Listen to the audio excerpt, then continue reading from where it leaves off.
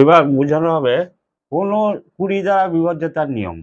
কোনো সংখ্যা 20 দ্বারা বিভাজ্য হবে যদি সংখ্যাটি একক স্থানীয় অঙ্ক শূন্য থাকে। একক স্থানীয় অঙ্ক শূন্য,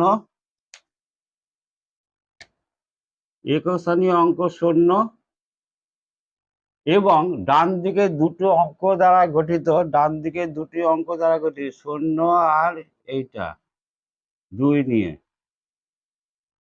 একক স্থানীয় শূন্য এবং ডান দিকের দুটো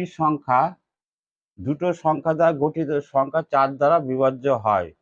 যদি এইটা এই 20টাকে 4 দিয়ে ভাগ করে যদি মিলে যায় তাহলে সেটা হবে, পুরো সংখ্যাটি হবে 20 দ্বারা বিভাজ্য। শেষে সংখ্যাটি 80, 80কে যদি 4 দিয়ে ভাগ করা যায় 20 হচ্ছে। অতএব এই আমার এত বড় সংখ্যা দেখে ভয় পাওয়ার কোনো কারণ নেই। লাস্টের সংখ্যা দুটো দেখব যে 4 দিয়ে ভাগ করে মিলছে কিনা। যদি লাস্টের সংখ্যা দুটো 4 দিয়ে ভাগ করে মিলে যায় তাহলে বলা যাবে যে এই পুরো সংখ্যাটি 20 দ্বারা বিভাজ্য হবে। অতএব এটা যেহেতু মিলে গেছে, অতএব এটা হচ্ছে 20 দ্বারা বিভাজ্য।